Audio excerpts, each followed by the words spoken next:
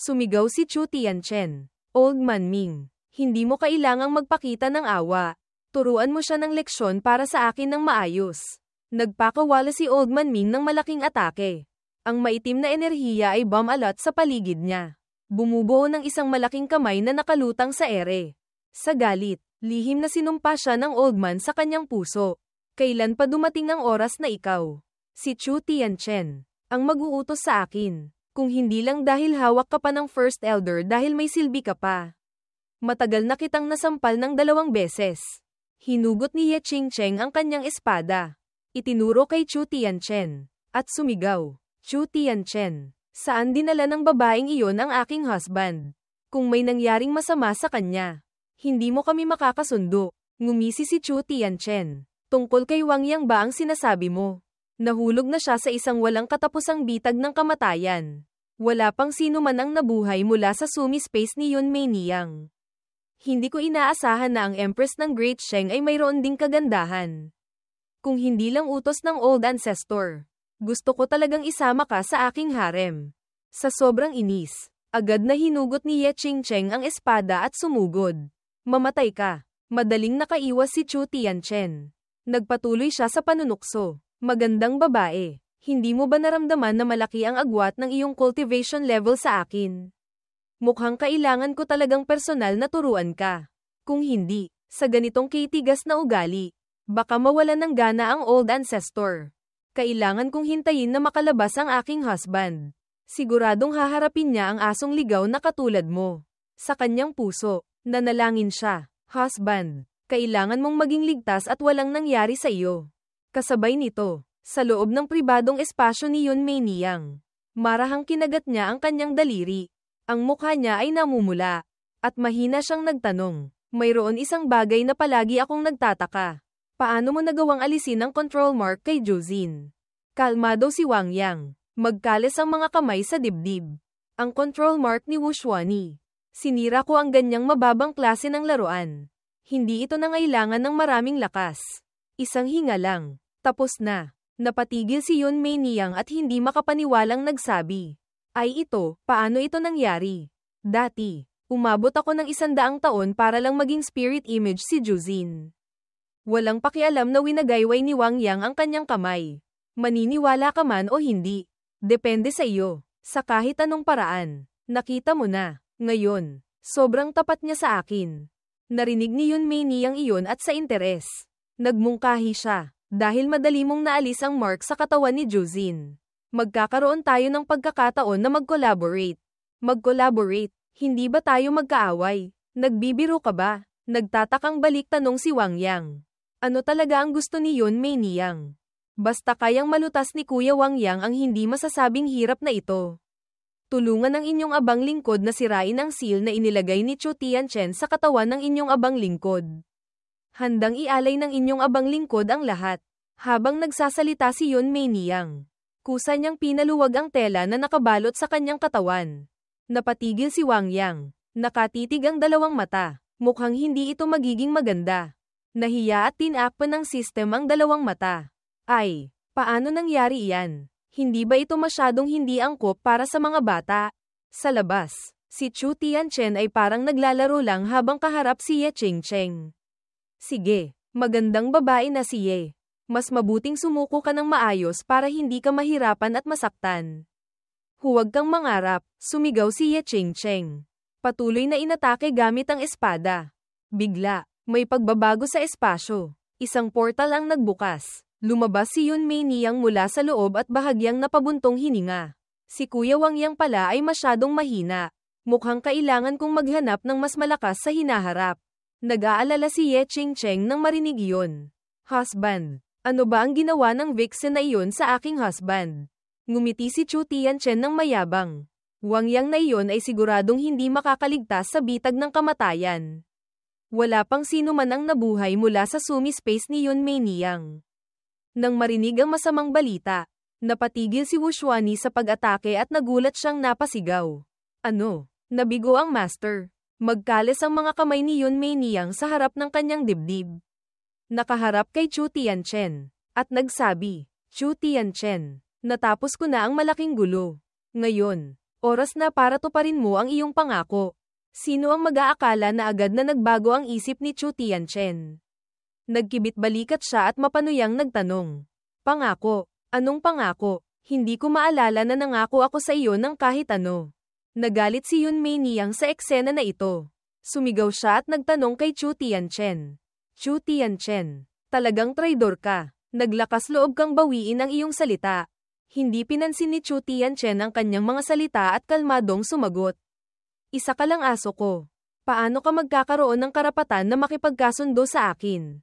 SFX tunog ng saksak pagkasabi niya pa lang. Isang espada ang tumusok sa dibdib ni Chu Tianchen. Hindi siya makapaniwalang tumingin sa likod. Kayo. Ang dalawang hayop na ito. Talagang walang hiya. Inalis ni Wang Yang ang kanyang disguise at tumawang sumagot. Ang paggamit ng walang hiyang paraan laban sa isang walang hiya na katulad mo ay talagang napakalohikal. Paulit-ulit kang nagpapadala ng mga tao upang gambalain ang aking asawa. Kanina, ang saksak ng espada na iyon ay parang isang pabor na para sa iyo. Pagkasabi niya, hinugot niya ang espada. Damaloy ang sariwang dugo kasama ng talam ng espada. Ang galing, Wang Yang. Naglakas loob kang saktan ako ng ganito. Hawak ni Chu Tianchen ang sugat sa dibdib. Sa kanyang puso, nakaramdam siya ng malaking swerte. Anong cultivation technique ba ang ginamit niya? Nagawa niyang lumapit sa akin ng walang ingay at hindi ko man lang nalaman. Kung hindi lang dahil sa aking likas na kakaibang puso, matagal na sana akong patay.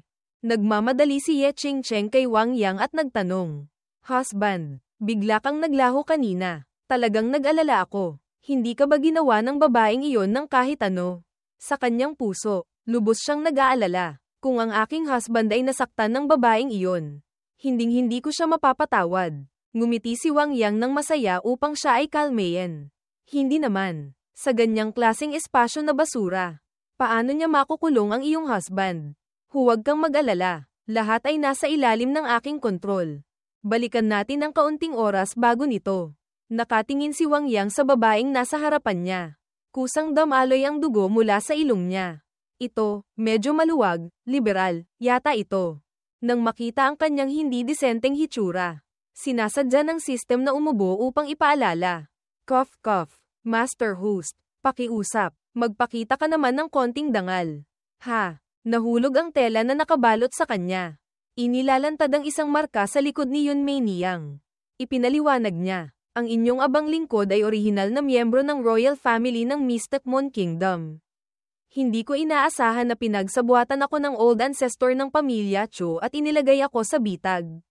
Hindi lang ako nakasil at naging bihag, kundi lahat ng bagay ko ay inagaw ng pamilya Chu. Narinig ni Wang Yang iyon at sa kaunting interes. Nagtanong siya, kaya pala, si Chu Tianchen ay isang traidor at rebelde. Talagang interesante iyan. Pero sa usapang ito, kung tutulungan kitang alisin ng mark, ano ang magiging pakinabang ko?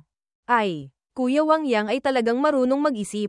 Hanggat kaya mong alisin ang control mark ng inyong abang lingkod, lahat ng inyong abang lingkod ay magiging iyo. Kung gayon, kailangan ko sigurong magpakita ng kaunting kawalan ng respeto. Habang nagsasalita si Wang Yang, ang kanyang kamay ay naging palad at sumugod. Halika na, Myriad Dragon Claw Technique. Phew, sa wakas. Natapos na rin. Congratulate, Master Host. Tinulungan mo ang iba na alisin ang control mark at nakakuha ka ng Saint Grade Cultivation Technique Grand Void Formless Art. Natuwa si Wang Yang sa bagong nakuha niyang cultivation technique. Mayroon na namang bagong cultivation technique. Talaga namang masipag ang system na ito. Matapos buksan ang cultivation technique na ito at tingnan, nalungkot siya at napabuntong hininga. Akala ko ay transformation body technique ito. Hindi ko inaasahan na invisibility ability lang pala. Ngumiti ang system ng mayabang at nagpaliwanag. Hindi naman ganoon. Hindi naman ganoon. Hindi pa lubos na nauunawaan ng Master Host ang Grand Void Formless Art na ito.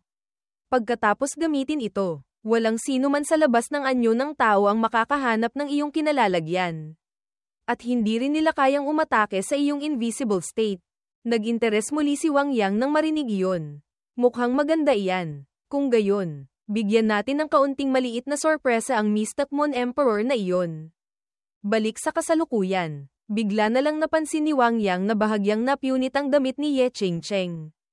Agad niyang nagtanong, "Sandali, aking asawa, bakit punit ang damit mo?" Pagkasabi niya nito, galit siyang lumingon kay Chu Tianchen. "Ang galing mo, Chu Tianchen. Naglakas loob kang saktan ang aking asawa. Tingnan natin kung paano kita papatayin maya-maya." Wang Yang, kanina, sana pinutol mo na ang ulo ko sa isang saksak. Nakakalungkot talaga. Hahayaan kitang makita ang tunay na lakas ng pamilya Chu.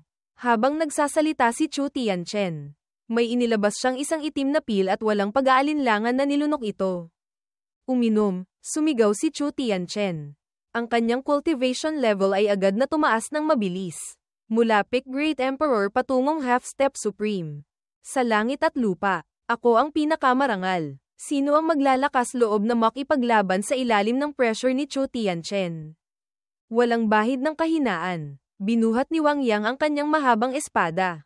Isang walang kwentang tao na umiinom lang ng gamot. Naglalakas loob pang magmayabang sa harapan ko. Sa tapat niya, pinagsama ni Chu Tianchen ang kanyang mga kamay at nagsimulang maglagay ng mga seal. Lumitaw ang dalawang malaking kamay. Ginagamit ni Wang Yang ang Heavenly Flame 9 Tribulations Sword, Purgatory Annihilation. Agad na ginamit ni Chu Tianchen ang Underworld Killing Palm, Dark Abyss Cleave. Sa halip na lumaban pabalik, nang ilabas niya ang kanyang kamay, lumitaw ang isang dambuhalang gintong palad. Ang asul na lakas ng Heavenly Flame 9 Tribulations Sword ay matinding nakipag-ugnayan sa Underworld Killing Palm. Na tila naglalaban ng husto. Bigla, ang lakas ng Underworld Killing Palm ay tumagos kay Wang Yang. Isang nakakasilaw na liwanag ang lumabas ng malakas. Ang kapangyarihan nito ay lubos na nakakatakot. Ang buong katawan niya ay unti-unting naging malinaw. Pinanood ni Ye Qingcheng ang sitwasyon at nag-aalalang nagsalita. "Paano ito nangyari? Husband, saan siya?" Nang makita siyang nawala, malakas na tumawa si Chu Tianchen.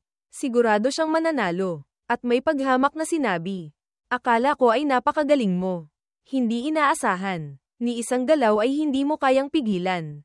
Talagang walang silbi." Bigla, lumitaw si Wang Yang sa likod niya. Nagsalita siya, na ikinagulat niya. "Sa tingin mo ba talaga na nalutas ka na ng isang galaw? Napaka-inosente mo pala. Hindi ko talaga alam kung paano ka gumapang hanggang sa posisyong ito." Nagpatuloy si Wang Yang sa paggamit ng Heavenly Flame 9 Tribulations Sword, God Devil Rend upang biglain si Chu Tianchen. Ang mga sword energy mula sa kanyang espada ay patuloy na bumabagsak patungo sa kanya. Pagkalipas ng isang segundo, samuka siya ng dugo. Tumawa si Wang Yang ng tuso at sinipa siya sa puwet. Si Chu Tianchen ay mabilis na sumugod sa hangin. Ngunit hindi niya makontrol ang kanyang katawan. Walang magawa, nakanganga ang bibig niya, at pumuti ang mga mata. Mabilis na lumipad si Wang Yang sa tabi niya. Tumingin sa kanya at sinabi, "Ah, sapat na, magandang pakiramdam. Hindi ba, Chu Tianchen? Hindi ka ba mayabang kanina? At isang half-step supreme. Bakit para kang patay na aso ngayon?"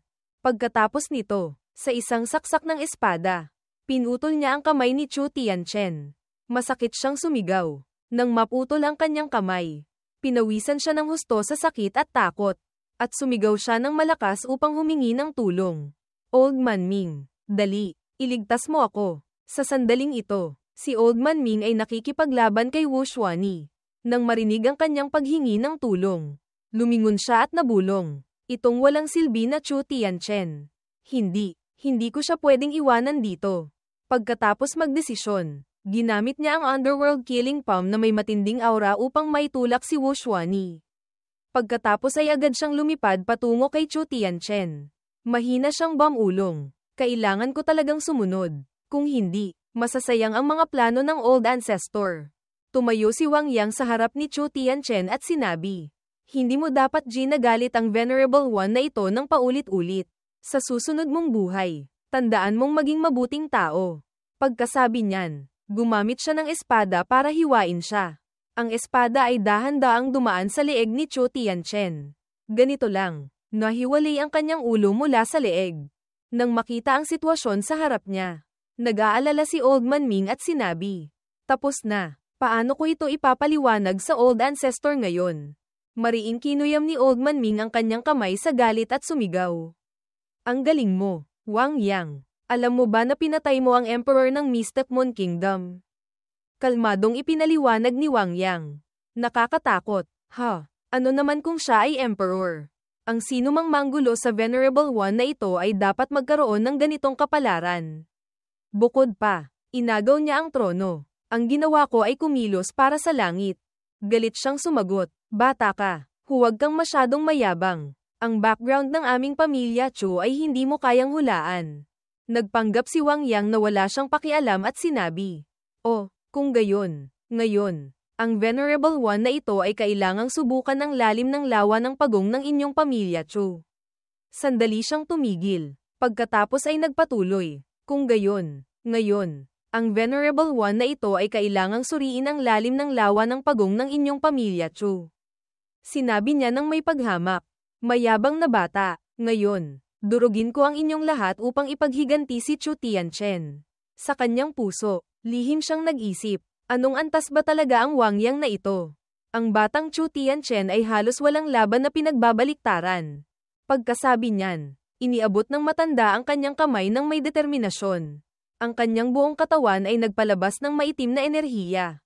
Sa sandaling ito, ginagamit ni Wang Yang ang Chen Kun Th Kang Art at Wine Chi Dragon Transformation Art. Gintong liwanag ang lumabas sa paligid niya. Lumitaw ang isang gintong dragon na lumilipad sa paligid. Sa ibaba ay isang napakalaking gintong kampana. Wang Yang mula Great Emperor Realm Stage 6 hanggang Great Emperor Realm Stage 9.